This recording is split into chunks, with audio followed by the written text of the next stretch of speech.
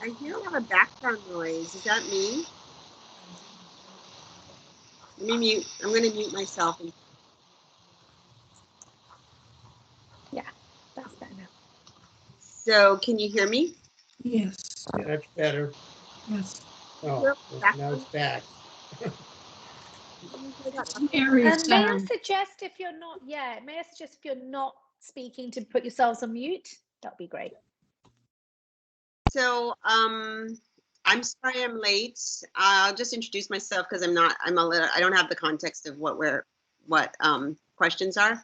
I'm Jody Nishioka, and I'm one of the commissioners. I'm going to just let folks go ahead so I can kind of get a sense of what we're all talking about. Okay, we were just giving our names and about a 1-sentence background about ourselves. Oh, okay. So I'm Jody Nishioka. I've been in Sammamish for over 20 years. I'm an executive director of a nonprofit called Communities Rise, and we provide legal and capacity building support to nonprofits, mostly nonprofits, but also small businesses in Washington State. And I'm Joyce Bottenberg, and I've been on the commission since the task force began and our needs assessment started for the Human Services. And I certainly welcome Pat, Lucy, and Jeff tonight. And you all were provided the kind of discussion questions we had with you. So I guess we will start with number 1. I don't know how you prefer to do it, whether you'd like to speak to everything at the same time or just move question to question between you, among you. Is there a preference? Since I see Lucy. You know, we could take it as it comes or go with your suggestion. Okay. So the real question tonight is on rental assistance during the pandemic. And so our first question would be, who has been accessing rental assistance during the pandemic? Have the demographics shifted since it started? And which demographics are most in need? I know you're with HopeLink and you have multiple activities and programs there at the sites. So take it from here. Yeah, this conversation. Well, thank you all for making this time for us tonight and for talking about this crucial kind of need that we have. I'm the director of the Energy and Financial Assistance programs at HopeLink, and so all of our 5 centers, service centers, are within my department. Our demographics, it's pretty wide open right now. We're seeing return clients. We're also seeing a lot of clients coming to us for the first time.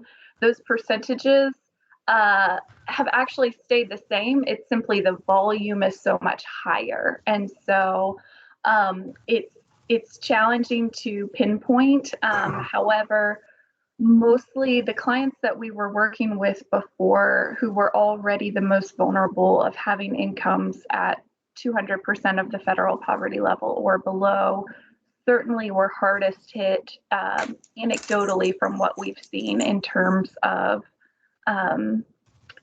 having the unstable employment be a factor in their lives right now.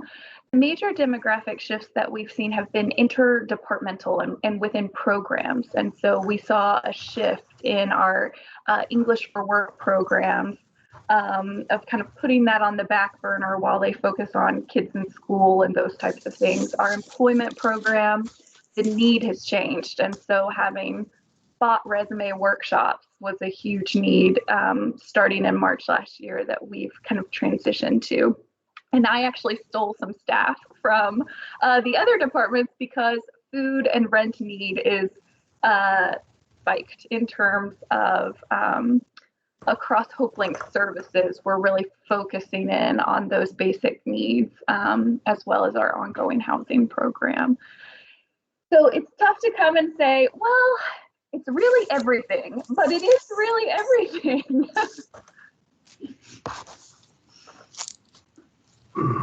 Does anyone have any questions to Lucy at this time?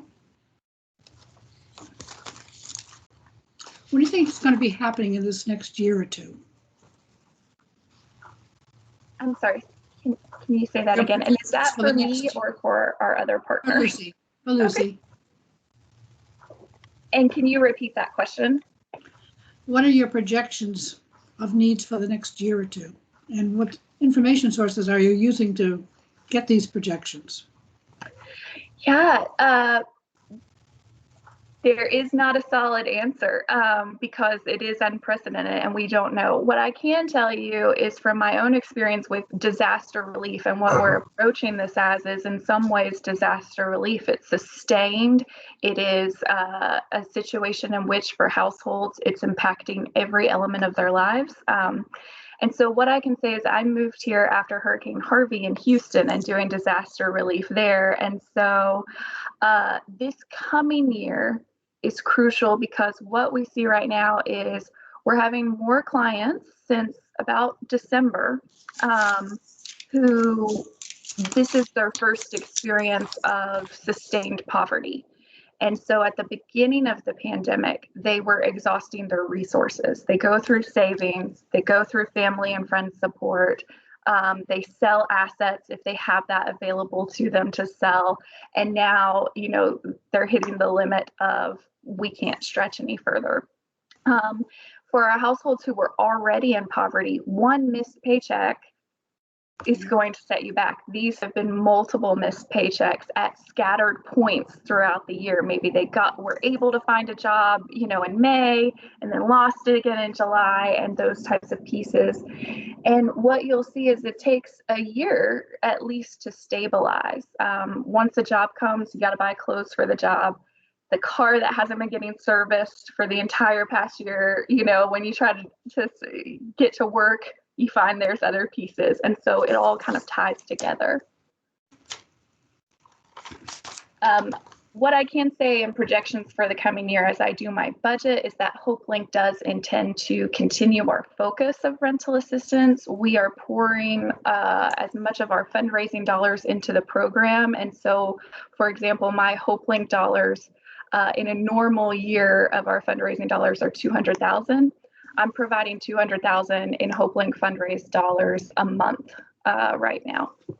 So. Wow. Are you reaching out to underserved communities, or is it just happening to come to you by referrals and walk-ins? How are you hearing from people?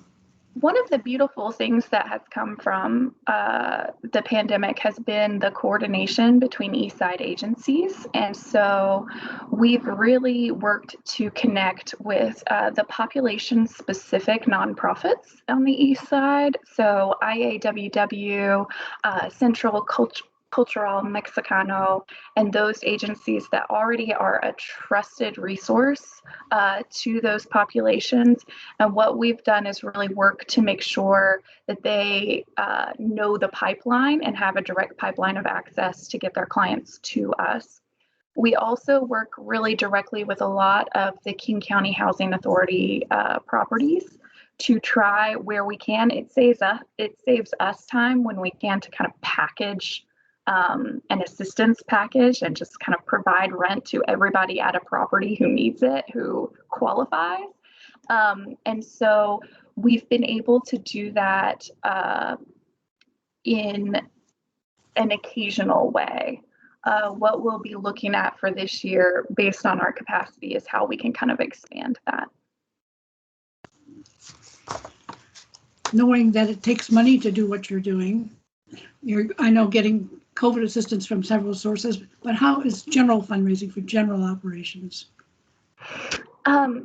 We are incredibly thankful. HopeLink is well poised within our community as a trusted source for donors and corporate entities and foundations, as well as cities like you. And so it has enabled us to respond, and we were able to respond quickly and immediately. And we also, our leadership is so devoted to these key needs of food, housing, and financial assistance that we've been able to be incredibly strong. I'm sorry, my cat is in the litter box while we're talking. But essentially where we're at is we will take anything that we can, and we will find the staffing capacity to make it happen. There is a need. We want to be there to respond, and so and most of the grants that we are working with are going entirely to direct assistance. Do you have an average or a minimum or a maximum for rental assistance? How many times a year? We're making a ton of exceptions right now. So traditionally a household was eligible for up to $1,400 within a 12-month period. When COVID started on March 25th, our COVID response, that's our key date, we shifted a little and kind of started fresh from that point, because if you had a need in January, the need and the cause for the need were completely different in March. And so along the way, we also changed our per household cap to raise it to $3,000 per household, based on the fact that many of the clients that we see have multiple months of rent due. Right now, we are also considering piloting an option to where if we can pay more than that and make the family whole and clear that balance, we want to do it. And so we're a little restricted with some funds. CDBG funds are restricted to 3 months of rent at this time. And so that's our standard, $3,000 per household or 3 months rent, whichever comes first.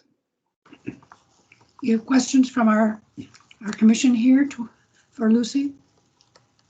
Yeah, I do. Lucy, I was wondering, to what extent is HopeLink involved in disseminating the federal or state rental assistance aid? Like today, I think 25 billion was approved for rental assistance and almost 10 billion for mortgage aid. So to what extent is HopeLink involved in that, or at least like on the advocacy side? I mean, I'm just curious. Yeah, great question. So in terms of the kind of federal funded program, mostly we're referring to EPRAP, which was the King County initiative. HopeLink chose not to be a distributor of those funds. The major agency that did it on the east side was Attain Housing, I believe. And it simply comes down to resources and staff capacity, and the requirements were a bit more onerous than the requirements that we have for our clients, and so we do refer. I anticipate that with the stimulus and now that we're getting kind of numbers filtering down and hard answers, that King County will probably have the EPRAP program either enhance or return in a fresh way. At this time, our staff are going through everything too. And so we'll attend the info sessions and consider being one of the agencies to distribute, but we want to keep our mission at the same time. And so we kind of serve as a complementing program, I would say. Okay. And we do continue our advocacy efforts intensely. Primarily, we don't draft any bills or recommendations. We share our voice in how existing bills working their way through Olympia impact our clients, and continue to have our relationships with our state reps. We're also a community action agency, which is part of a national network that does a lot of advocacy in DC as well. Great. Thank you. Rich, do you have a question? Can't hear you. You're on mute. Sorry about that. Thank you. I'm interested in hearing more about your advocacy. So it sounds like you do advocacy at both the state level and the national level. Is that true? What percent of your effort do you see as advocacy versus helping, direct action? Good question. What I can say, so our national advocacy is primarily through the network of community action agencies that we're a part of, all born out of the Civil Rights Bill of, I think, 1964. My dates are not going to be perfect. But, and so they engage in advocacy for CDBG, CSBG funding, as well as the food program funding sources and those pieces. And so we kind of support and sign on to those. In terms of Olympia, HopeLink has advocacy coordinator or director or manager. And we do typically, whenever the state ledge is in session, we have a HopeLink day where we go and work with all of the East Side state reps to share kind of what is impacting our clients and those pieces. And as legislature comes up, we do sign on to it, or Lauren Thomas, our wonderful CEO who is departing and moving to Oregon, has strong relationships and is that kind of, again, trusted resource for our clients. I'm on the program side, and so what I can say is we're putting it all out there every day, trying to get as much direct assistance into our community as possible. And I would say with the strength of our agency and all the players that we have at HopeLink, it's all 100% in terms of our efforts. So mine are 100% to our direct assistance.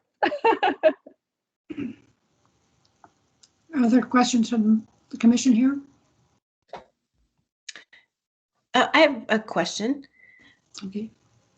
So just going back to your comment about treating it like disaster relief, and when we were talking about like the projections for the next couple of years, and you mentioned that in December was the first time you started seeing new applicants who were able to weather the majority of the year, but are now running out of assets. And so given your experience in disaster relief and how these things tend to route, have you seen that continue? Like, has that been increasing, like these new applicants? And what's like the tail, I guess, of how long you expect that people can last, or what the length, I guess, of the run out would be? Yeah, it's a great question. We did begin, what I can say, and this is anecdotal. In December, we started noting, in November and December, we started noting more of the calls of, one trauma response is the real need to like explain yourself and say, I've never called before, I've never needed assistance. And we try to redirect that conversation because everybody is worthy of our assistance and we want everybody to have access. We also don't want people having to kind of flay their souls in order to it's just meeting the qualifications. But we do still, to this, November and December is where we started seeing that trend and just more of those calls. And it has been sustained to this point of many people who start the conversation with, I've done this, and I've got nothing left. In terms of the tail, I think that in general, in households that are low to moderate income, an impact like this takes, a quick disaster like a hurricane took a year and a half to recover. Now it's tough with Houston to call that because they keep having other disasters. But for a household, and it's in moments where it comes, you don't get an oil change every month. And when you go and get the oil change and you find out all the other things that have to, that come out on that report that we all cross our fingers for, so that is a piece that households that previously could have paid rent and gotten the car fixed, this year they're not going to be able to. And the little crises that come up in a household, certainly not sooner than a year to be able to weather those mini crises. And then we'll see what type of other crises occur in people's lives. Yeah, thank you. Yeah. Any other questions? Thank you, Lucy. Thank you. My husband also worked at the Hurricane Harvey in Houston, driving an emergency response vehicle and delivering meals. Oh, well, thank him for coming down. Red Cross. Okay, let's see. Pat from Issaquah Community Services. Be good to meet you. Good to meet you. Can you, there you are. Okay, good enough. We know Issaquah Community Services being a all-volunteer effort that's been around for lots of years, and you're managing a lot of communities of need down there. This question is about rental assistance primarily. I know that you're also referring on utilities, and you have other pockets that you have been doing over the years. What are you seeing on the number of people coming for rental assistance during this pandemic? And has your assistance shifted since the COVID started? And what demographics are most in need? We definitely have seen more people coming, and I will address Sammamish since that is your concern. In 2019, we helped 62 households in Sammamish, and in 2020, we've helped 83 households, so that's an increase. And we do find that we are helping more people who are people of color. In 2019, we helped 45% who are white and 52% people of color. And in 2020, 33% who were white and 67% who were people of color. And that seems to be continuing to be the trend. We have noticed that because the COVID moratorium has just getting ready to expire, that we have lots more people coming to us asking for rent. And I can actually give you numbers if you want of the 3 apartment complexes that are in the Sammamish area that we help, and how much of a backlog their residents have. And these are the people who come to us. So if you would like those numbers, I can certainly give them to you. Yes, please. Thank you. We service Highland Gardens, Madison, Sammamish, and Summerwalk, and we speak frequently with the managers of those apartments, and they help residents who have a hard time navigating the system, and let them know that we are available. So we've asked them what their backlog of rent would be at the end of March, and Highland Gardens has $97,000 owing in rents, and they have 50 units. Madison Sammamish has 266 units, and they will have a backlog of $170,000 owing in rent. Summerwalk has 354 units, and they will have a backlog of $46,000 in rent. So we anticipate that we are going to be getting lots of calls for starting help in March. And we're all supposing that the moratorium will continue, but the bill will still be due at the end of the next moratorium. Right. Yeah. How much assistance are you able to provide on a per family, per whatever? We provide usually $600 every 6 months, but we are changing that. And because we have gotten a grant from Sammamish, we are helping with our $600, plus we're taking an additional $400 so that we can help those families with $1,000. But we are thinking of helping everyone 3 times a year. And we recalculate, we have so much money that comes in, and we recalculate how much we have left and how much we can help in the most efficient way.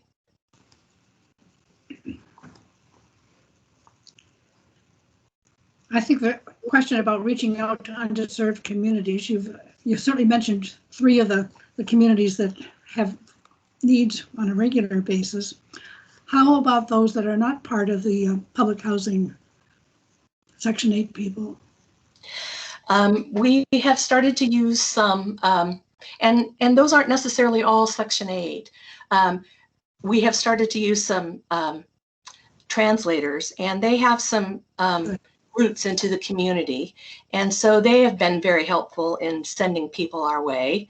And word of mouth, it's amazing, you know, how many people come to us because someone that they know has come to us and we've helped them. And we advertise wherever we can. You know, we've updated our website. We have spoken with anyone that we can in the community, and we just social media.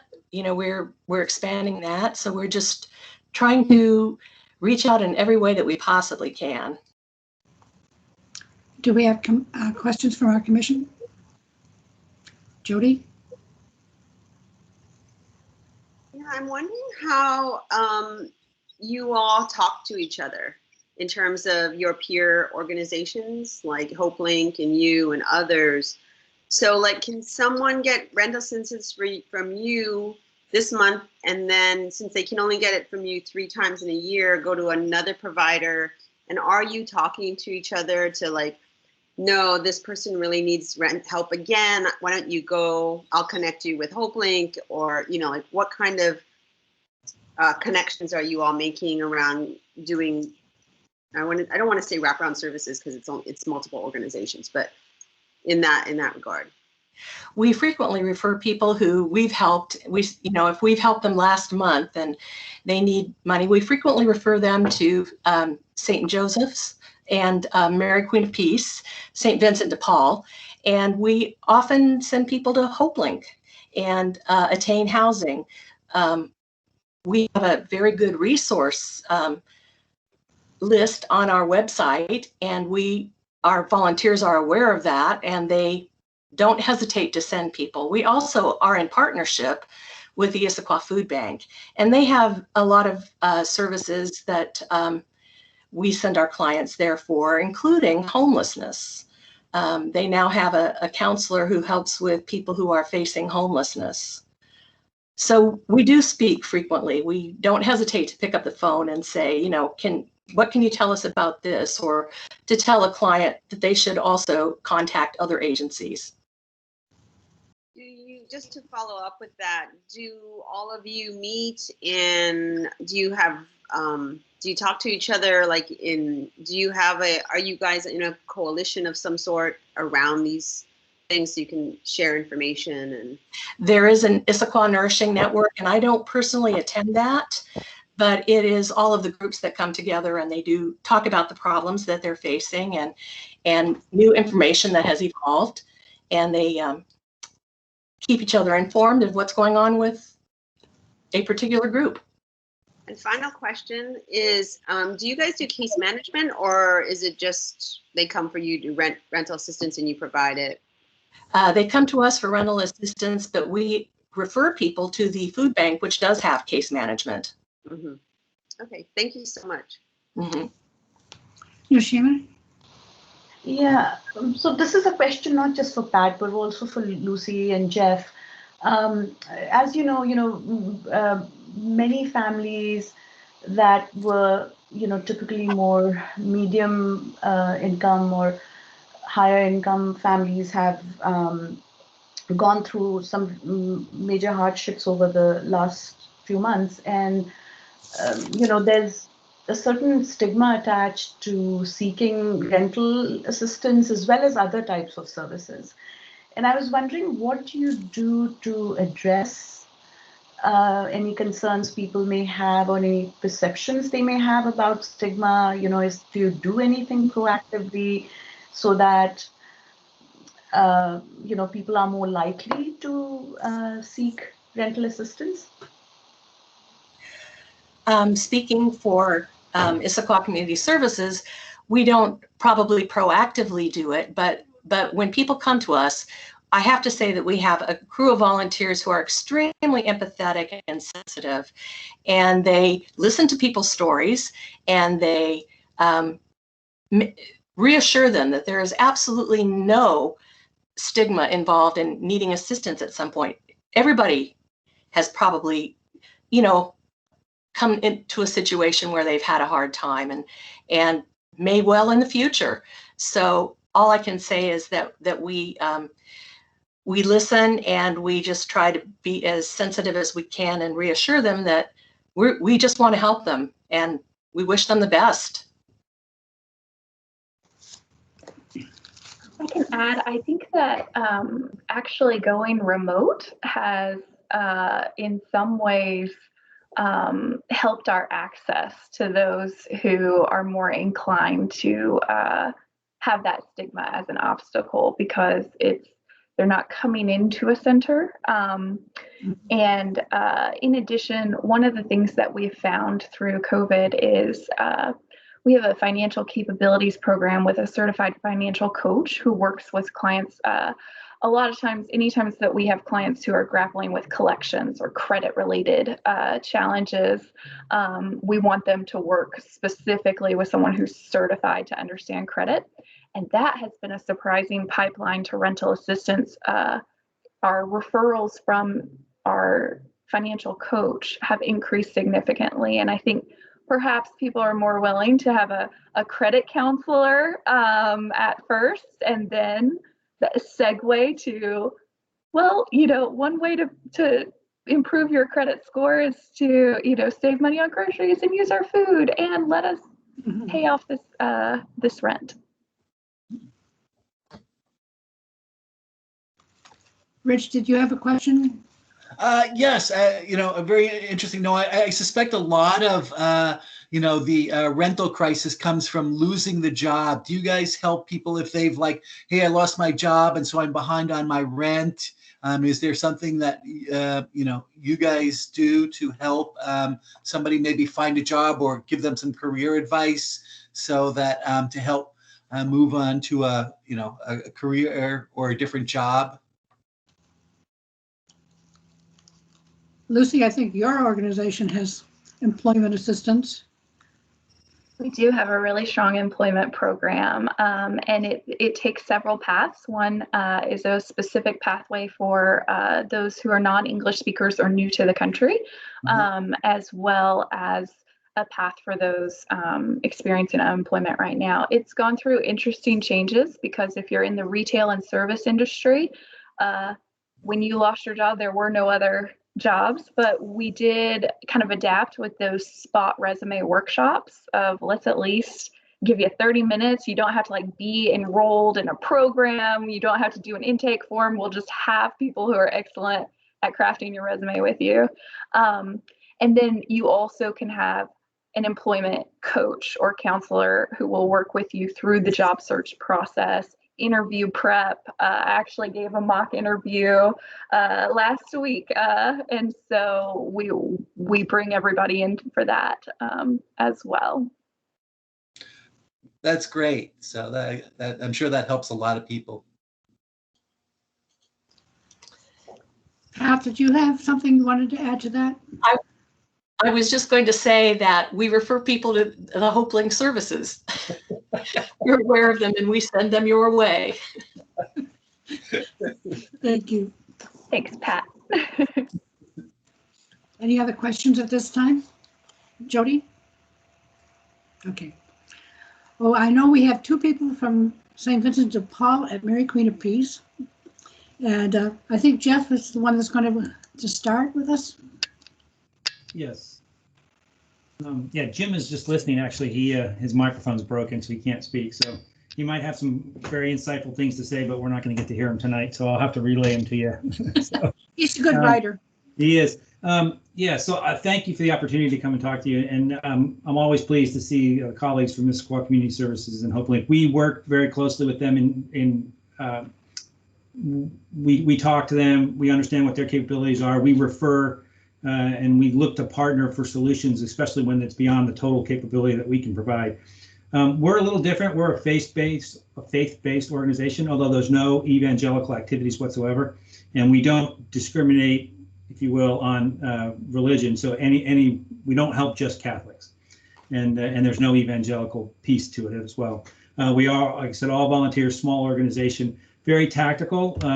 Pre-COVID, we would meet in the homes of our neighbors, as we call them, and we spent a lot of time just listening to them and being a sometimes just a vent where we're always kind of amazed at the problems complexities that some people face, and we try to help out.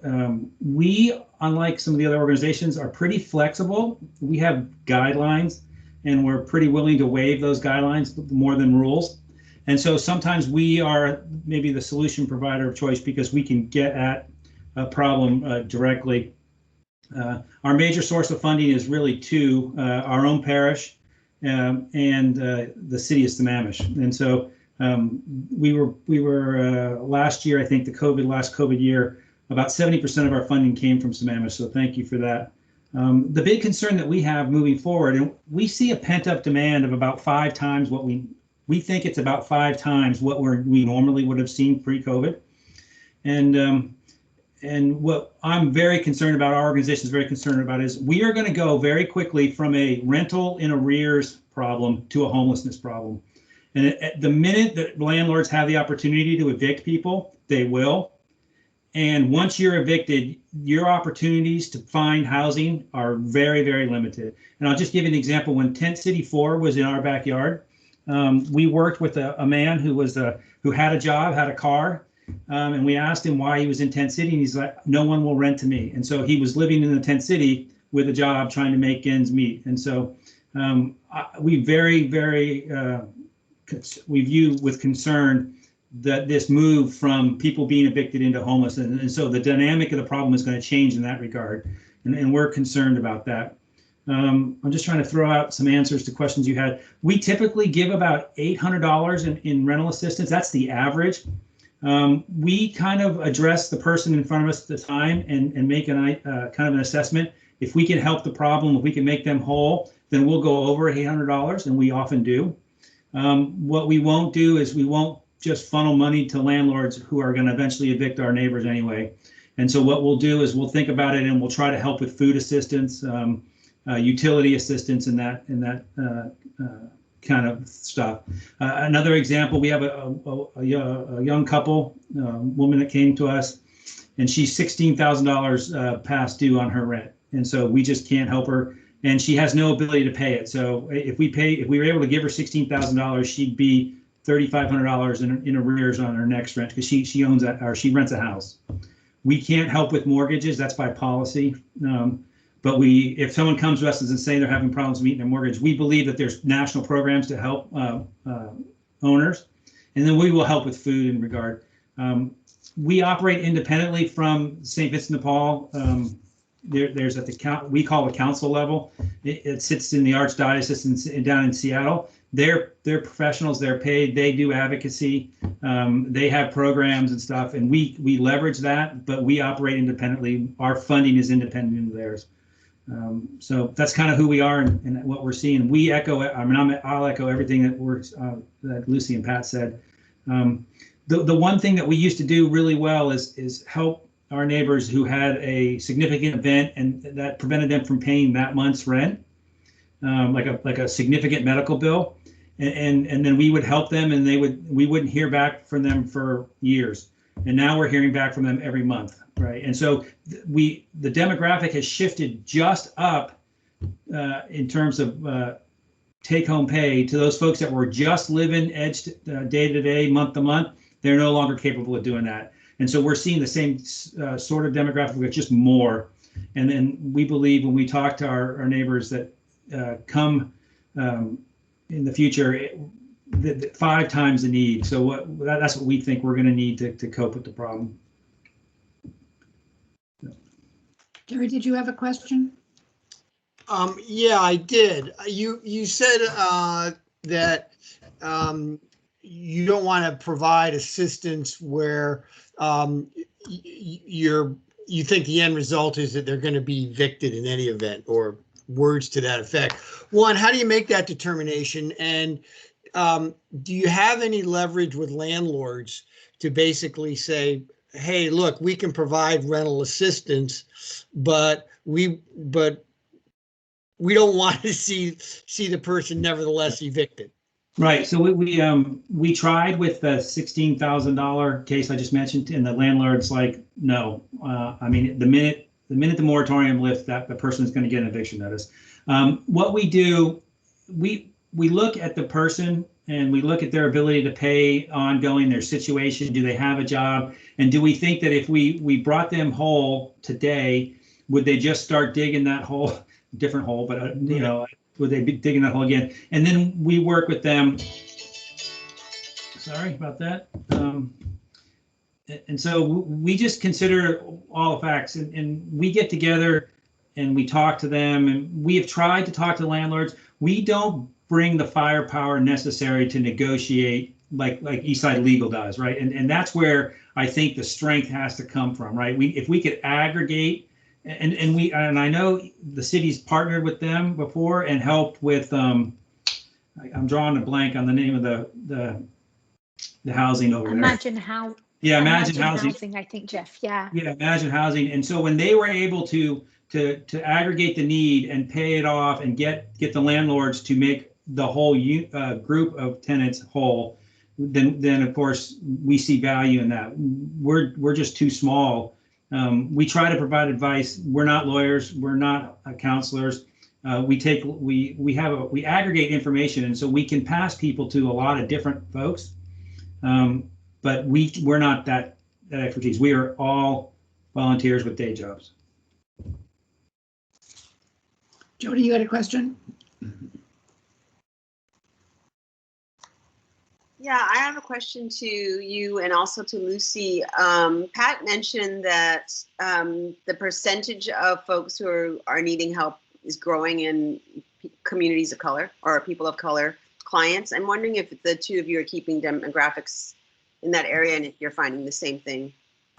We do keep demographic information, and I can get that information to Rita.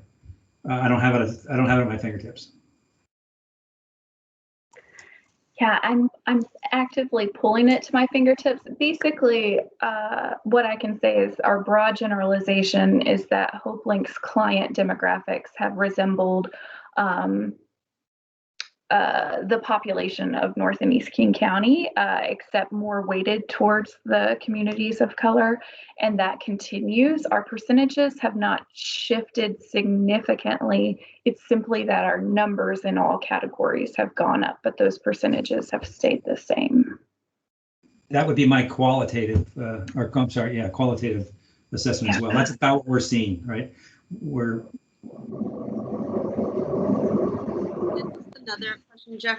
You mentioned how small you are. Can you give us a sense of how much money you're giving out for rental? Sure.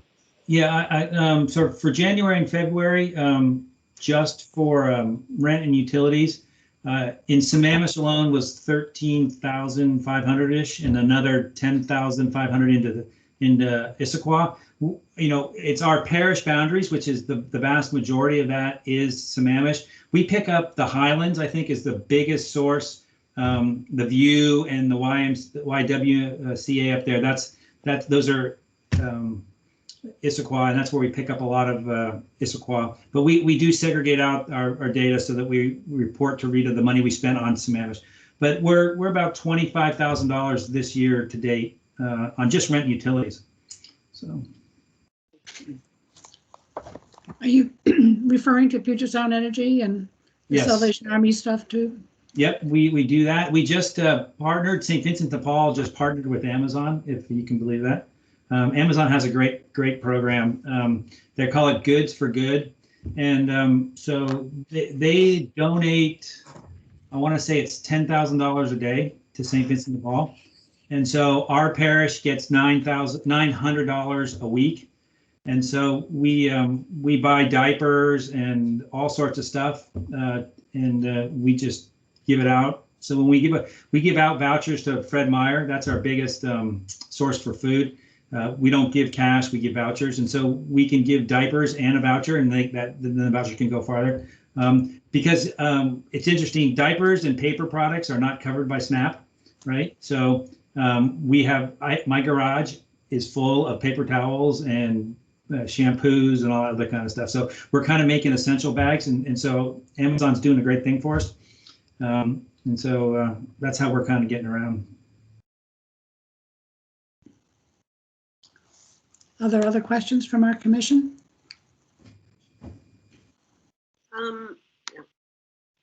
sorry, I have another question for Jeff and for Pat. Lucy mentioned, kind of addressed the question around hope for, as it applies to HopeLink, around how you all have been faring in terms of your fundraising and program dollars during COVID, and just wondering if you guys could address that.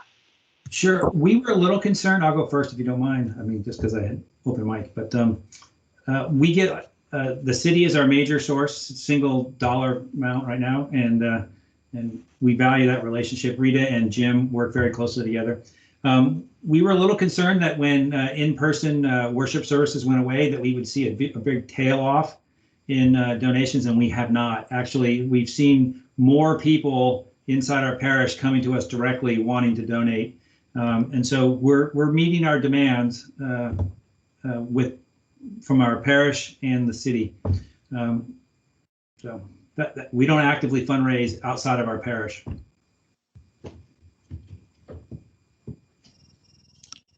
Whoops. Speaking for Issaquah Community Services, I have to say that it's been a very good year for us for fundraising, because people have stepped up. They've felt a great sense of compassion for their neighbors, and they've been extremely generous. And we have been really working grants, and we've come up with some good ones. And so we've had a pretty good year for fundraising, and we realize that we will be spending it very soon. I would like to say that as far as dealing with landlords, we are hoping to, especially the ones that we are in special contact with, we are hoping to help with, we ask our clients whether or not they have a plan, a payment plan. And so we're hoping to be able to make that a good way of hoping that people can gradually become whole. We haven't figured out exactly how we're going to do that, but because we have had a successful fundraising year, we are prepared to think about that and to try to do it. Follow up. Lucy? Probably more for Lucy and Pat doing more grant funding, grant and contract work. How do you feel going into 2021? Not COVID. I mean, you're still in COVID, but for 2021, it's going to be a different year than last year. How are you feeling in terms of your fundraising and your sources of income continuing to grow?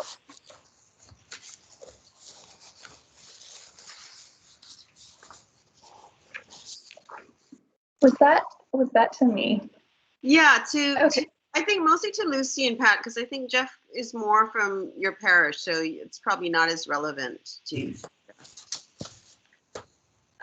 What I can say is for 2021, certainly through the calendar year, we think that with the stimulus funds and the various ways that cities are looking at, supporting this, we anticipate kind of having this another banner year. Of 2020, we got 1.4 million in financial assistance to the community, and I want to beat it. We have 3 extra months of the experience, and so we do anticipate kind of continuing at that. It will be a hard come down in 2022, in calendar year 2022, and half of the fiscal year. We just can't know. We're talking to our development team as well. Like, is what we're getting right now from individual donors kind of their COVID response, or will it be sustained? And so, because regardless of the new environment of need that we see and the economic impacts of COVID, I could have spent this prior to COVID. There is enough need in our community to get 1.4 million in rental assistance out at all times. I have the availability to do it right now. So. We have seen a big spike in our fundraising, and we have been told that one particular donor who made a very, very generous donation, that is probably a one-time we can't expect that next year. But we do feel like we've made more contacts as far as fundraising goes. And so we expect not to have the same level, but we expect to have maybe a little bit of a boost because of the contacts that we've made this year.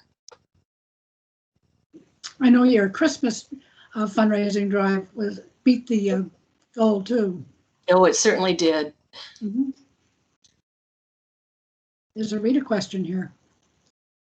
Yeah, if you don't mind, and I don't know if you'll be able to answer this because none of us are psychic or have a crystal ball, but we know that the moratorium is due to be ending at the end of the month. And Jeff, you spoke about, potentially leading to more homelessness. I know that King County are going to be starting the King County Eviction Prevention Rental Assistance Program, but do you know of any other, do you know how this is going to, I'm assuming they're not going to kick the can down the road. I think it will end at the end of the month is my sense of it. But I'm just sort of trying to grapple with what does that mean from your perspective? Are there going to be more homeless people? What does that look like? For us, what we're seeing right now is when we talk to our neighbors, they will tell us that they're in arrears, but they also know they won't be evicted, so they won't ask us for rent. So we'll help them with food and other utilities. So as soon as they're facing eviction, then they're going to come to us, and that's why we figure it's going to be about 5 times what we're hearing now. Because there's about 1 out of 6 people that are asking for rent assistance, and so I can't predict other than that. But that's where we're getting that number is just in talking with people who are not currently asking for rent because they're willing to let that bill run, and the minute that moratorium stops, they no longer have that option. And do you think there's a sense, Jeff, that they feel like it might be forgiven? Or what is your sense? Or no, my sense depends on the landlord. My sense is that they're living day to day, and so that's not a pressing need, right? So they know they'll be under a roof tonight, and they don't have to pay that money, and it's not like they're saving that money. It's not like they're saving their rent by not paying. They're just moving that rent over to food and utilities and all that. And so, that's our perception. And so that's our biggest concern is it's going to shift really quickly, and then we're going to get inundated. And so we've tried to keep a little bit of a buffer in our bank account, and we expect that to be blow through really quickly. Yeah, I'll add to what Jeff said. It's the silent mystery that all of us are grappling with right now of how many people need rental assistance and haven't called. There's a phrase in rental assistance that rent eats first, meaning that in a household without the resources to cover all of their basic needs, rent gets paid first, and the family is hungry. Right now, we don't know. We know internet bills are eating first because it's keeping school going, and in some cases work. We know that cell phone bills, people are feeling that need to pay, which before that was more of something that would drop. And so it is new and unpredicted. We are hopeful for the work of ELAP and the Northwest Justice Project in their work of providing volunteer lawyers to everyone who gets an eviction date to facilitate that key caveat of a reasonable repayment plan. And we have some hope. We have quite a bit of hope for it, but I think I'll echo what Jeff said, which I think is really important, that the landlord, that there is quite a bit of landlord resistance that we're seeing right now, even to taking our payment. They could get $3,000, but they're saying no because they intend to evict. And so it's a dual challenge for property owners as well.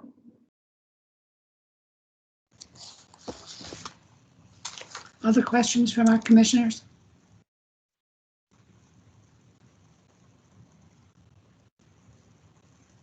Jody, did you have another question?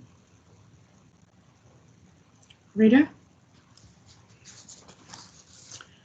Well, we very definitely appreciate your being with us and giving us an inside view of what's been happening and what you believe is ahead.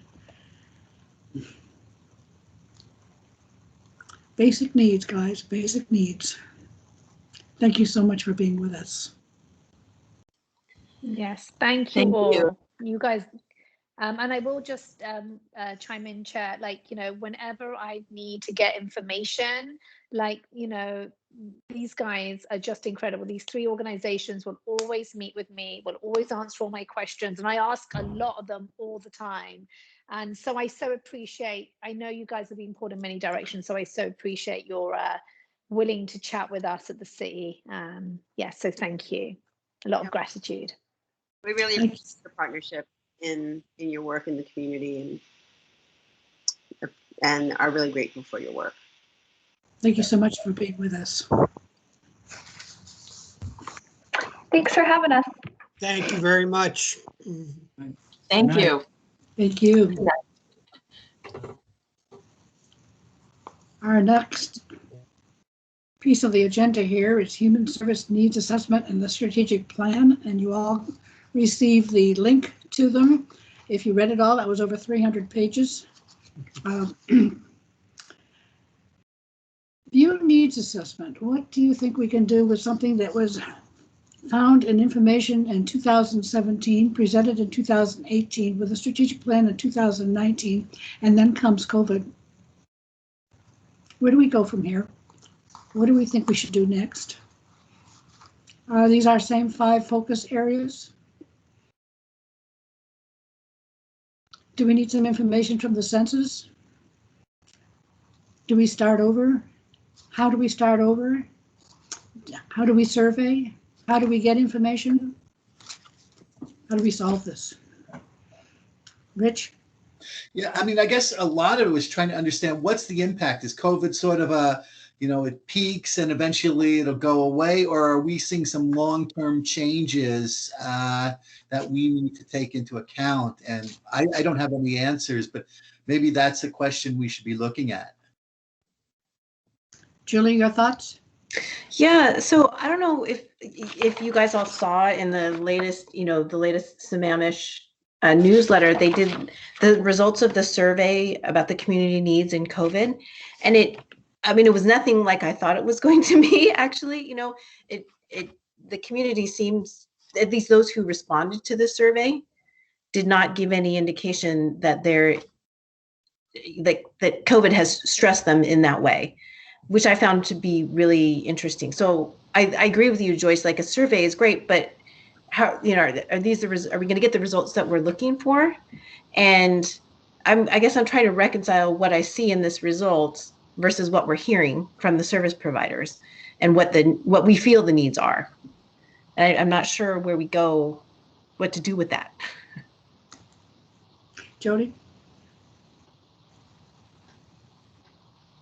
So yeah, that's a really good point, Julie. I think that I really put a lot of weight on the folks who are on the ground. Mm-hmm. I think with surveys, particularly if they're electronic, in stressful times, and people are concerned about whether they're going to be able to pay their rent or feed their kids, they're not going to respond to surveys. Yeah. You got enough to worry about. Mm-hmm. So I would really, I just would put a lot of weight on the folks who are actually on the ground working in these communities. I think about this needs assessment, and I go back to it all the time when we do all of our work, whether we're grants. We always go back to what did we find, and that's kind of set our strategic plan that we had, or our goals in the past. And they were pretty true to, they're pretty basic. It's, to me, what the needs assessment came out with was really common sense. Basic needs, domestic violence, cultural inclusion, all of these things are, I don't think they're not going to go away in terms of the needs. They're just going to get more. And that's kind of what we heard from them too. It's like, it's the same thing. We can spend this money even in regular times, COVID. But right now the spotlight is on, and the needs are very, I think they're just more emergent right now. They're just more yeah, we just need, they're just, the timeline is shorter. They need help right now. So I don't know if it makes sense to do another needs assessment. I do think that we don't know, Rick, in terms of what are the long-term impacts of COVID. We've never been through a pandemic before. I think that there's general sense that, as Jeff pointed out, the recovery is not going to be a recovery. We're going to go down before we kind of start to come back up. And I think that that's what we are hearing tonight. And I've heard also in other parts of the community. So I don't have the answers, but I don't think that these needs are going to, they're the same needs that we've always had. It's just more intense right now. And I think we're going to have these same needs later, after, 6 months down the road, a year down the road. We're not solving the domestic violence problem. We're not solving the homelessness problem. They're still going to be there. The cost of living and rent in Sammamish is still going to be there, if not go up. So I don't know. I don't know if that doesn't really help, but I guess it's just thinking that's my thoughts about where we're going to go. So some of the areas are conceptualized in such a way that I think we need to rethink and re-envision them. So cultural inclusion is one of those. I mean, if you look at how it's described in the document, like the high-level description is that it's about embracing an identity as a welcoming community that meets the needs of the whole population. And to me, increasingly, as we have been talking about this, to me, it's much more about equity in the services that are provided, and inclusion in, again, in the services that are provided across other strategic priority areas. So whether it's the work with domestic violence victims, or with seniors, or people approaching agencies for basic services, that's not how we have conceptualized cultural inclusion. It's a kumbaya, welcoming, Sammamish is a welcoming community. We have to go beyond that. It's just not, I feel it's very superficial, very surface level. That's the cultural inclusion piece has bothered me from day one.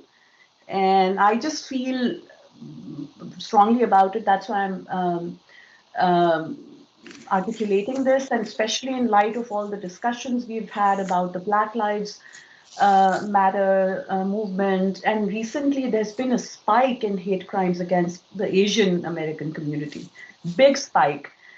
To what extent are our providers addressing that? Or, shouldn't we be thinking about some of those issues rather than just have this really broad theme that's not particularly meaningful? Stan? Oh, everything's been covered pretty much. I think the needs assessment is still accurate as far as the major areas that we need to look at. I think the priorities maybe some areas hold a higher priority than others when we first looked at the needs assessment.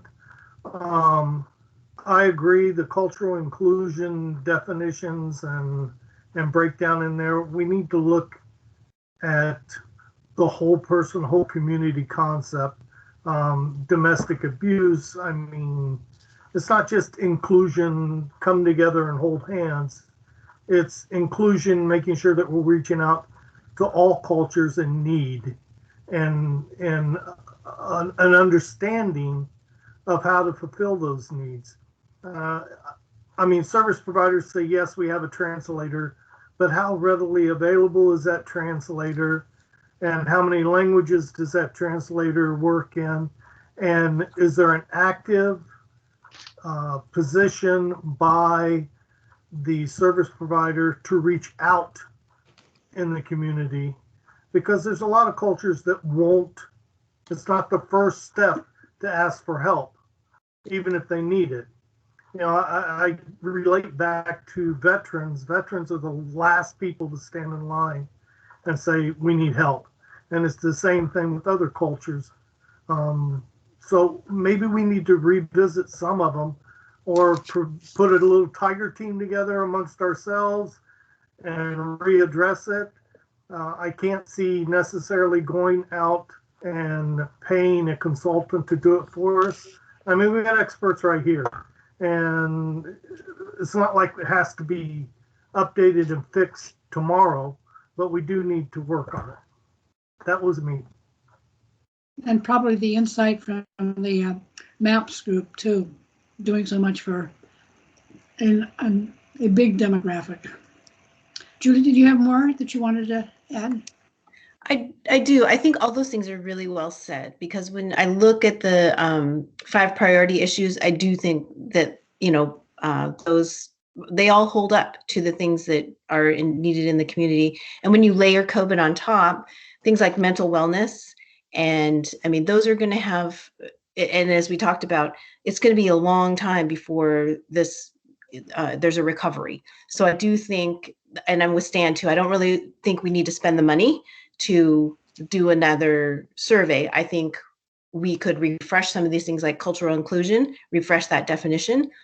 But I mean, I really think the needs assessment as it is, it just highlights the 5 areas at least that are the biggest priority. Thank you. Jody, did you want to add? Yeah, I just want to build on what Nishina talked about in terms of cultural inclusion and equity. I completely agree. And so just wanted to, Nishina did a nice job of describing that, but it's not, it's more around equity and what does it really mean to reach those folks who, those harder to reach communities and those communities of color. And, when Stan said, building also on what Stan said about they may not be asking for help. Well, it's not easy when everybody's speaking. I mean, it's not their culture. I mean, it's not so much that what are we doing? Not like putting it on them to ask for help. It's what are we doing to make it easy for them to get help. Exactly. And so I do think, when I look at these 5 areas, as we've been just talking about, I think that is the one area that does need a refresh, that needs some focus. And I would consider spending money there on a consultant where this is their expertise to help us think through what is a better approach to really getting at the equity problem. Because I don't think we need assessment to that. Stan, you have your hand raised. Yeah, I think if we do pay a consultant to look into it, I think we should give them some idea of what we're looking at and what we're interested in seeing as far as the results go. The other thing, I kind of went out on the web and did some searching on needs assessment in other cities and things like that. And it seems like we're pretty much on top of it as far as the areas. And I would like to see us, like we've been discussing, focus more on repairing or becoming more inclusive on cultural inclusion. Better defined. Terry or Rich, did you want to add to this? No, I just want to emphasize, I think a lot of it is the rethinking of what cultural inclusion is. Would be a good investment. I'm always a little leery about, some of these consultants, because if they'll spend every bit of money they possibly can. So you need to have a very clear understanding of what your goals are and what your budget is. And looking at the 2018 Cultural Inclusion Welcome Orientation, Navigators, Programming, and Competency Training. That's what the ideas were for action. So what is our goal here? Is our goal to redo the needs assessment, to simply look at what was done in 2018 and tweak it or affirm it in some way? And then the same thing with the strategic plan, which I understand grows out of the needs assessment. But what's the end game here? To be at the right place at the right time, I believe. But, yeah. Jody, did you want to add something here? You're on mute, Jody.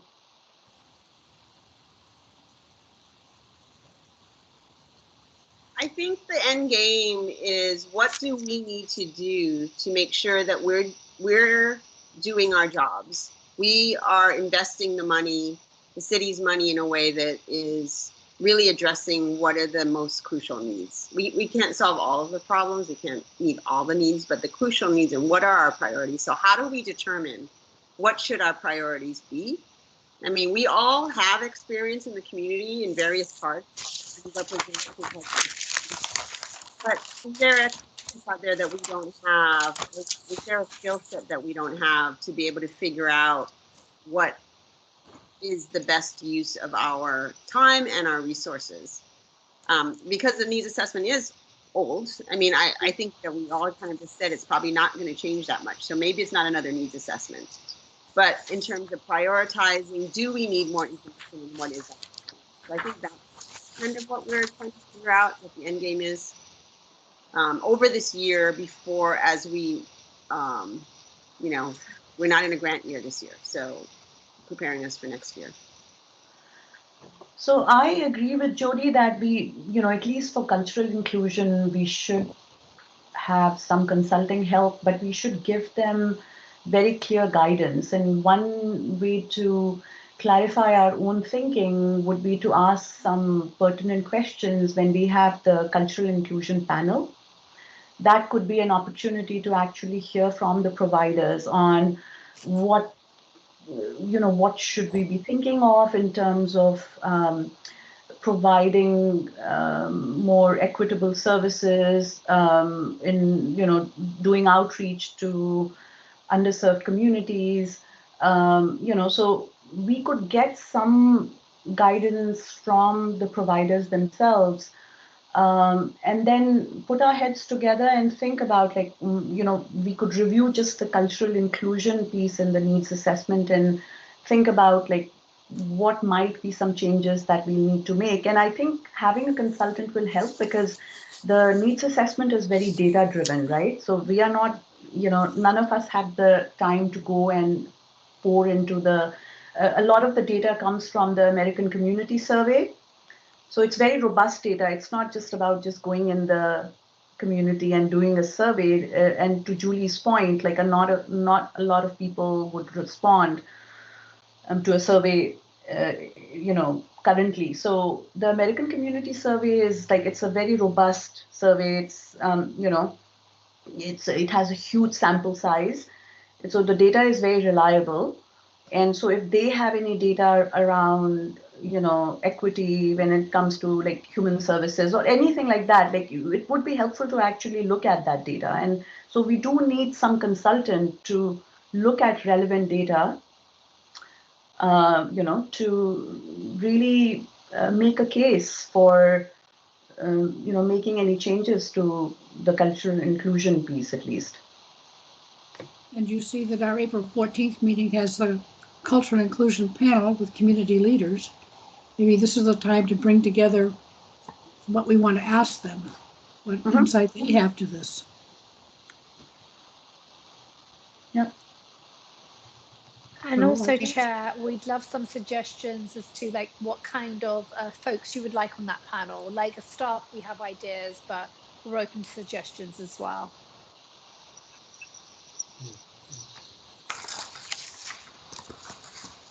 Are we moving that now, or are we staying with plan and assessment discussion? Well, in our mind right now, because we've, Yeah, but before we move on, in terms of a consultant, do we have funds available to pay for that? This is Mike. We have not budgeted any funds for this project. This wasn't something we realized that the commission was going to want to tackle when we were putting together the 21-22 budget.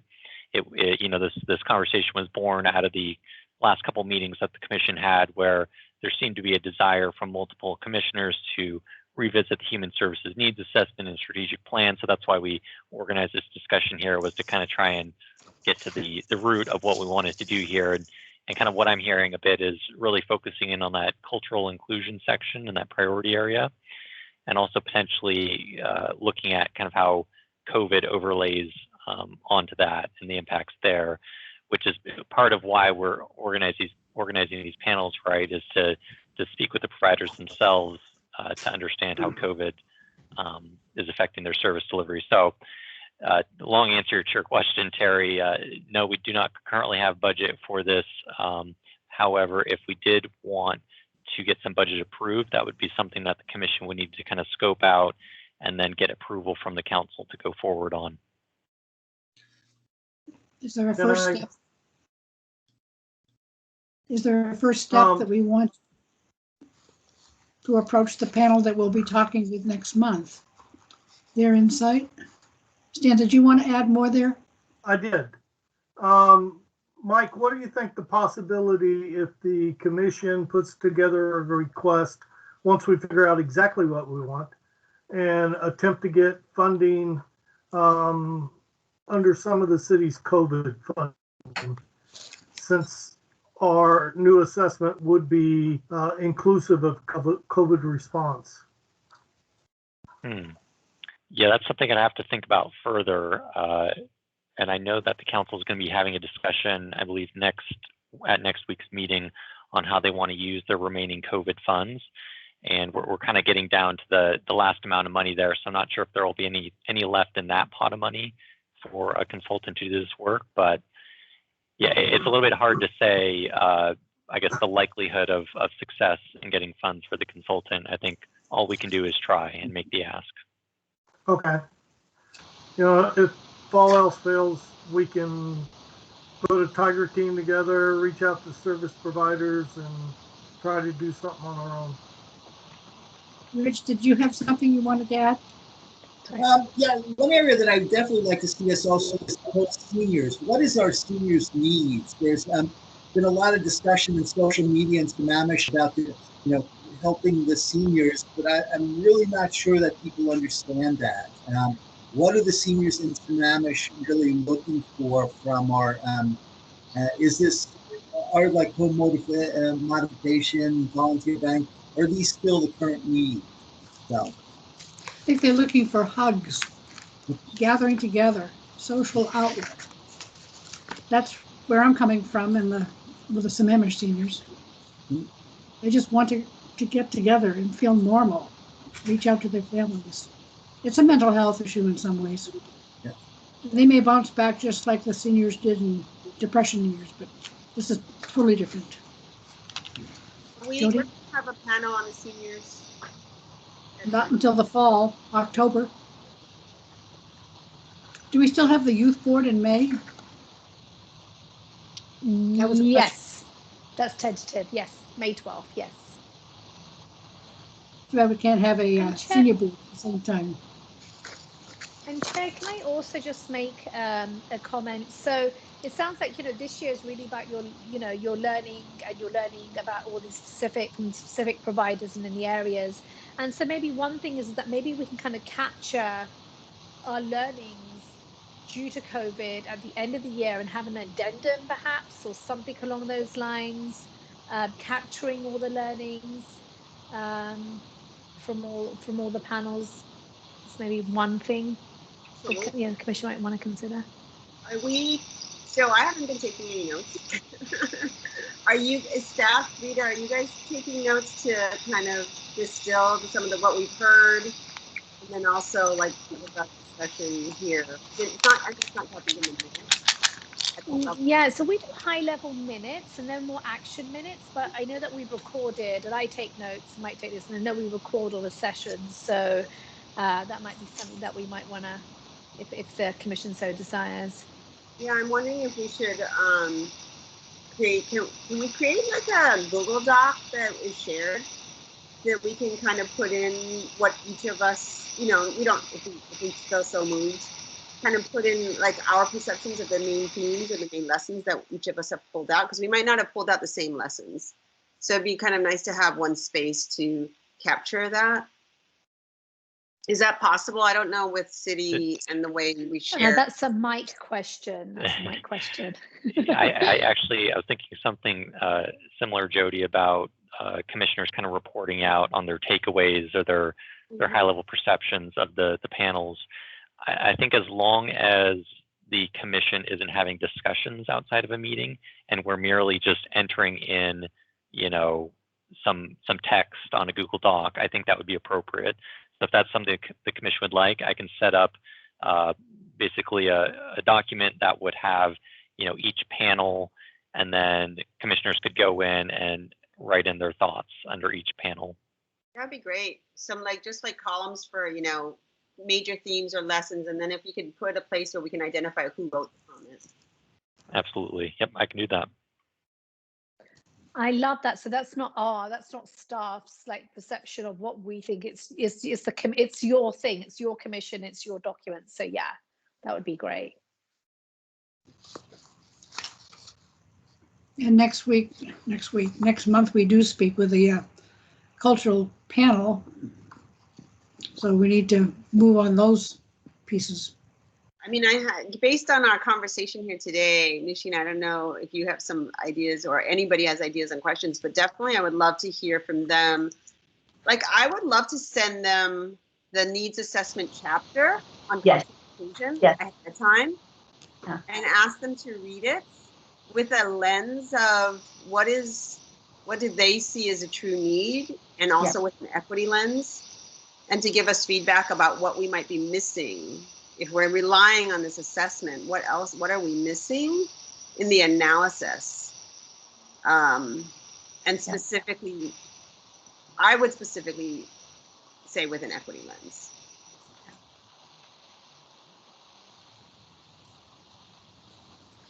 When we think that the needs assessment was written, 4 years ago. Stan, you wanted to add? Yeah, I agree, Jody. These are the people who are front line dealing with this every day. And to have them sit down and analyze what we have would be very beneficial, I think. Although it does remind me that we're asking them for time and expertise, and we're not paying them. So these are folks who we are giving grant money to, right? Not necessarily. It's up to the commission. I mean, as staff, we have an idea, but I mean, as a commission, we can also bring in faith-based leaders and also organizations that we don't necessarily fund or haven't applied for funding. Worry about asking the community members to put in time to teach us without giving them any money or without paying them. So that's one thing I worry about. I'm just going to put it out there.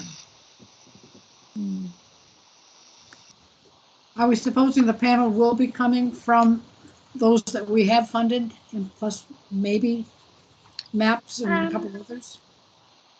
Yeah, so again, this is up to the commission. I mean, I'm thinking like having like MAPS, maybe someone from the Sammamish Mosque, the Vedic Center, which has been housed here for many years, and really hearing from them, because for the first time they actually had an event 2 years ago before COVID at the city. They'd never had an event here before at the city, and IAWW, and again, are there any, we're open to whatever you guys want, and we can make that happen. So if you can think of any other organizations or community members or nonprofits that you would like to have at the panel, we're happy to arrange that.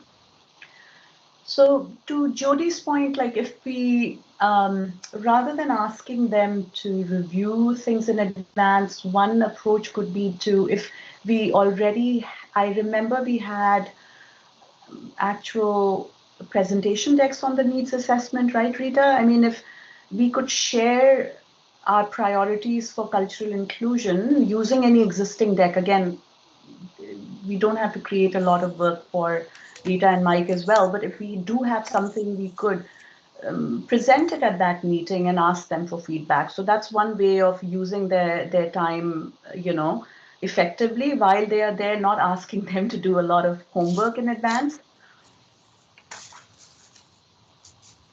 Yeah, we're happy to go and do a PowerPoint and just highlighting that cultural inclusion part of the needs assessment. So especially understanding. Especially the way we articulate the priorities. It's less about the data. I know the deck had a lot of data on it. It's more about what have we articulated as the priorities in that particular area. Highlighting those and asking for input on those priorities. Not sharing the entire data, that's a huge presentation, and it's not the best use of time. I think something to facilitate the conversation, right? That would be really helpful, and that could help them give thought to talking points around kind of what we're trying to get at. So I definitely think a PowerPoint something would definitely help.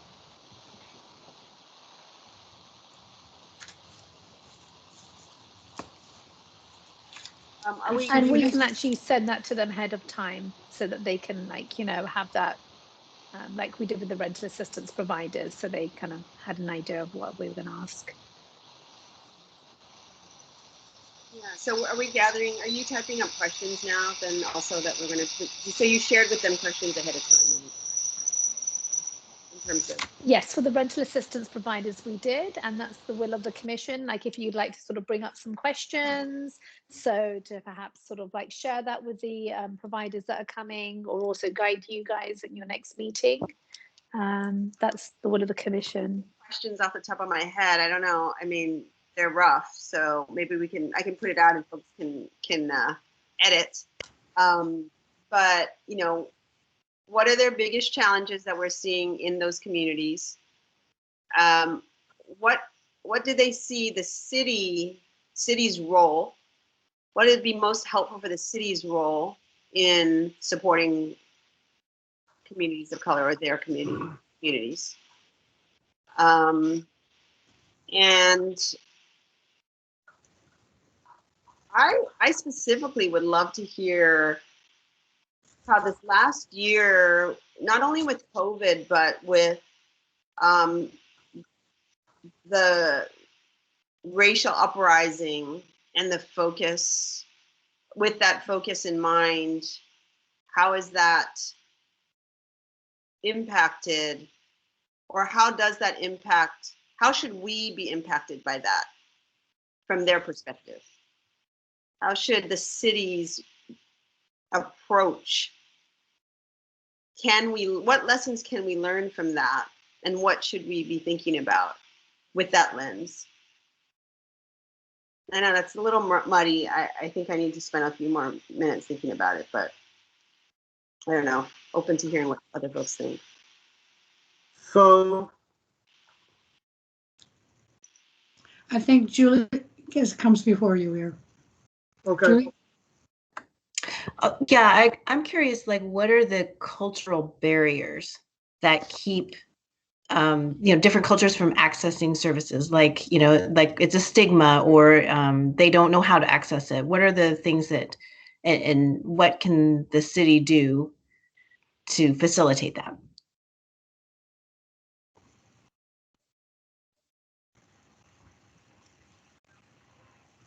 Stan? So my suggestion would be to each of us to put together a list of questions, get it to Rita and Mike as soon as we can, so they can kick it back out to the group, and we can, tweak it if we need to, and then make sure we get it out to the service providers. Are we suggesting by Monday?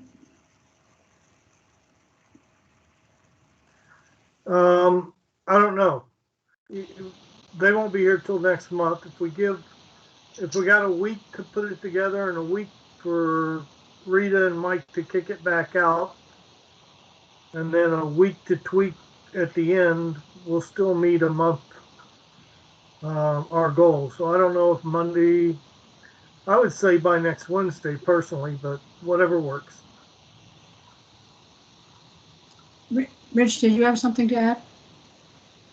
No, I was just wondering, Rita and Mike, like, do you have any suggestions on by when would you want the questions from us? Because you will be doing the work.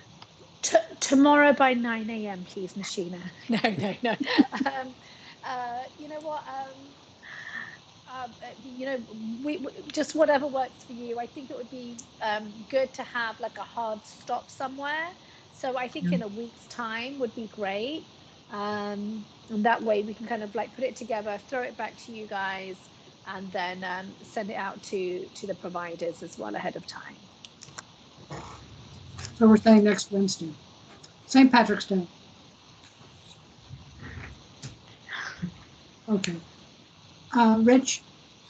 Yeah, what I was just going to say is, given the tension in the Asia between the U.S., one area that we may want to focus on is like the geopolitical. When things, when we see potential problems coming, this may impact some members of our community, and how do we deal with that? So it's not necessarily a question, but it's maybe something that we should be thinking about, because a lot of people don't necessarily think about this, but people from various other communities often do. So how can we help support them and, deal with potential issues around that?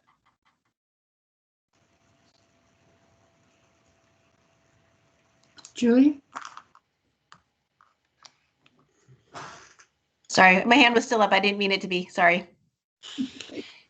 Jody? You're mute.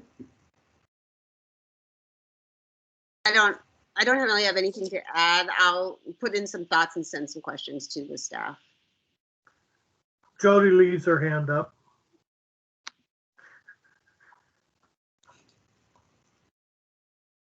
Terry, did you have anything you wanted to add at this time?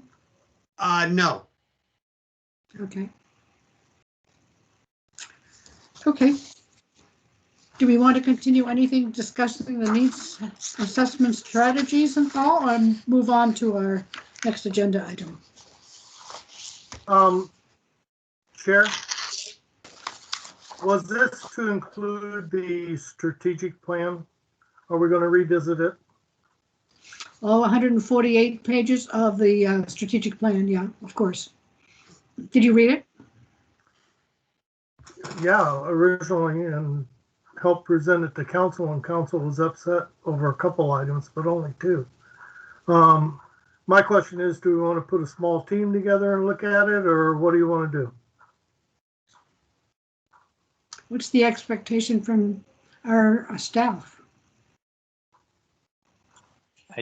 As I alluded to earlier, I think the no money. The intent of today, this discussion, was really to get your feedback. Again, hearing the interest from the commissioners over the past couple meetings in discussing the needs assessment and strategic plan. But I think we've taken really good notes as you've been discussing the needs assessment and the kind of the areas you want to focus on. I think Rita and I just need to go back and discuss how might we best approach this, both kind of the budget side and our work plan side, and so we can return back to the commission with that information. Do you think we can tweak the strategic plan ourselves without going outside? That's a good question. I hadn't thought about that, so let me noodle on that a bit and get back to you.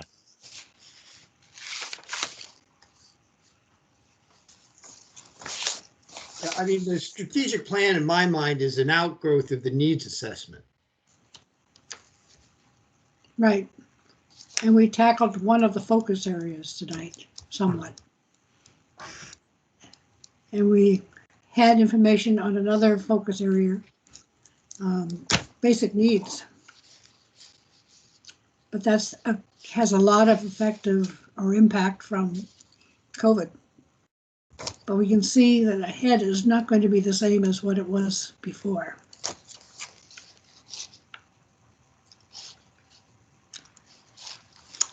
Okay. how about we move to staff report and everything to do with strategic plan and needs assessment? Rita, want to give us an update? Sure. Okay. Just like to let you guys know, so we're continuing coordinating COVID vaccine efforts with Eastside Fire and Rescue, and staff are identifying and scheduling vaccine to all adult family homes in Sammamish, as well as housebound seniors. So we've really relied on our providers. So for instance, Sound Generations, Issachar Food and Clothing Bank, our cultural organizations, faith-based organizations to give us names. And so we've been doing that and working with Eastside Fire and Rescue. You know, Eastside Fire and Rescue has a limited amount of doses coming from King County Public Health. And so we're working with them to make sure that the most vulnerable in the community are actually getting vaccinated. And then also Microsoft has been in touch with us to talk to us about the King County vaccination partnership that they have between themselves, Overlake and Evergreen. And they, right now, they're trying to ensure the most, they're trying to ensure outreach to be the most equitable. I can't say that word, equitable. Anyway, so meaning that they really are trying to focus on the BIPOC community. And so the BIPOC community, people whose English is a second language, or seniors that have disabilities, so still staying within the tier system, but focusing on those areas. So they've reached out to us to try and connect them to community organizations, and they are currently scheduling those appointments. So that's exciting. So, this is currently now for Microsoft, this is a soft launch, and they know that will ramp up to be a much bigger program once they get more doses. Also, Tent City 4, as you know, and just for the new commissioners here, Tent City 4, they were originally meant to be here for 6 months, and then council extended their stay for another 6 months. And so currently now they've been in Sammamish for a year, and their permit is due to expire at the end of the month. The good news is that they have a home to land. They're actually planning to go to Temple Benai Torah in Bellevue. However, what's happening there is that they are still waiting on a permit there. They have a public hearing in Bellevue tomorrow, and the city of Bellevue hasn't issued a permit. And once they issue a permit, there's a mandatory 21-day period. And so currently now it's dicey, because I think they'd have to issue the permit tomorrow in order for Tent City to leave by March 31st. But Mike did go to council yesterday and did explain that we'll be coming back to them next week, potentially asking them for a grace period. And it may just be a few days whereby, once Bellevue have all their ducks in a row, they'll be able to take Tent City 4. So there's a potential that they may be going over the March 31st hard stop. And let's see what else. We know about the moratorium ending on March 31st. And I know we discussed that with our providers. And then I don't know if I've mentioned this, but there's a new management team at Imagine Housing. And so staff met with the new interim CEO, COO, and directors. There were some issues at Imagine Housing at all their properties, and we have Highland Gardens in Klahani, and they basically gave us assurances that they would be addressing resident issues in a timely manner. So that is it, really. Yeah, questions? Yeah. So one question: when, like in the tent city, do we, as the city of Sammamish, maybe coordinate with the city of Bellevue when it comes to transitioning, like from a tent city from one city to another? So the onus really isn't on us as cities, and Bellevue has their own, they had their own internal procedures and workings. But I do know that, we have really as staff, kept in touch with Tent City 4 and the organizers there, just to ensure that they have a safe place to land. And so, and I know Faith United have been very proactive working with Temple Benai Torah to try and have that happen. So, you know, it would be lovely if we could say, get a move on, Bellevue. But again, you know, they have their own workings and procedures and practices. But yeah. Thank you. No problem. Any questions to Rita? Commissioner reports. Anybody want to say anything about anything?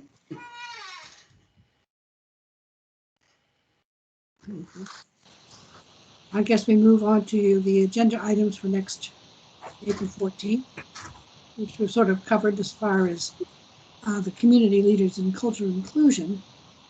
The other item was resource communication efforts. Anybody remember what that means? Is that getting the word out? Yeah. And Chair Bottenberg, we're planning on having the communications manager attend that meeting also. I can make an announcement that the communications team is coming to speak to the Sammamish seniors next Wednesday at 11 o'clock. So the two leaders there are coming in to just talk to seniors. So will we have them with us next month? Rita? Yeah, the plan is yes. I think Leader and a staff Celia? I believe Celia, yeah. I think as staff we heard repeatedly from different commissioners you know, making sure that the community knew about resources and services out there. So we thought it would be a good idea for you guys to have a powwow with the communications team and you know, have a conversation. And Rita, this is a consistent theme in all our panel discussions as well. It came up today. Yes. We should bring it up in the, you know, this theme of community outreach. What are the best ways to reach out to these communities? That should be a consistent theme in all our panel discussions, and we should pull those lessons because, you know, we are hearing directly from the providers who know how to do this the best, because we are just making a lot of assumptions, right? So that is something we should really pull from all the panel discussions. You know, I love that, Commissioner Mir, and then loop it back with communications. And yes, because it's always that consistent theme. Yeah.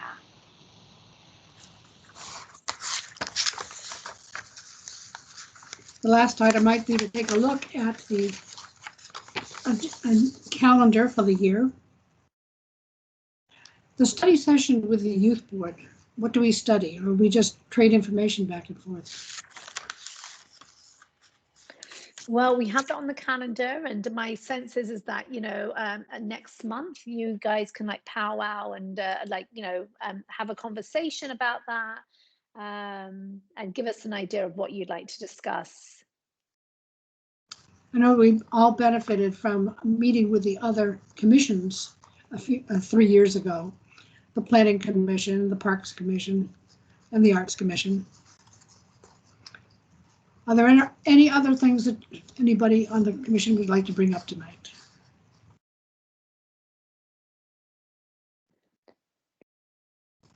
Chair, you have doesn't Rotary have a fundraiser on Sunday? Okay. The Low Income Housing Institute of Seattle has procured 225 apartments in Seattle to house the homeless. And they let us know last Wednesday.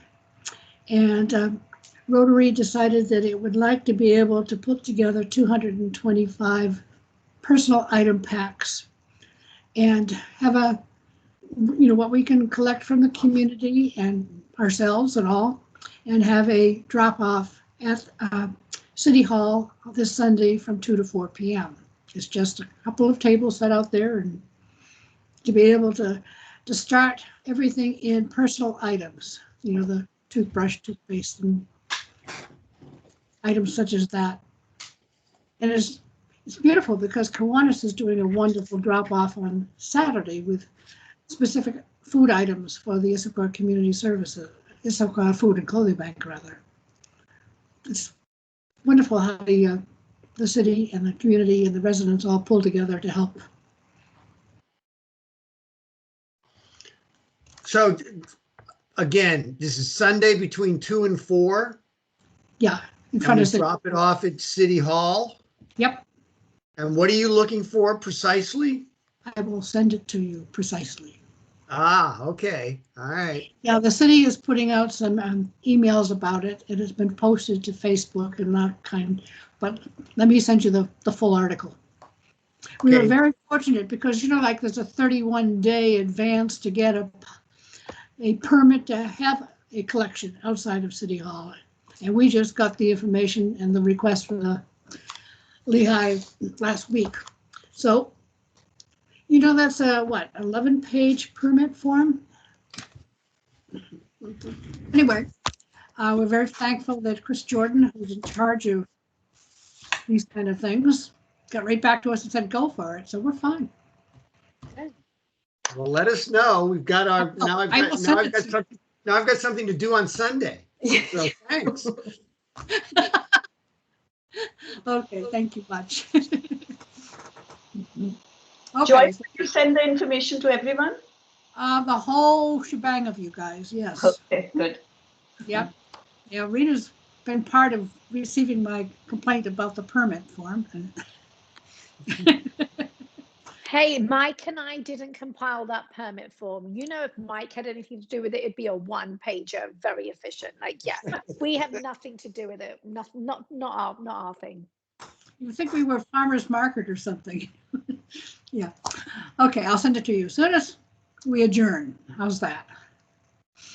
Is there any other business to come before this meeting? Other than you have homework to get information to Rita by midday Wednesday, St. Patrick's Day. Okay. Is there a motion to adjourn? Motion to adjourn. Is there a second? Second. Okay, I've got 3 of you on that. All right. And do we really need to have a vote on this? No. I think you can ask for unanimous consent. I've heard that term a lot lately. All right, let's call this adjourned at 8:23. Thank you much, everybody. Thank you all. Thank you. Good night. Thank you all. night. Have a lovely Good night. evening. Thank you. Take care. Thank you. Bye. Thank you, Joyce. Thanks.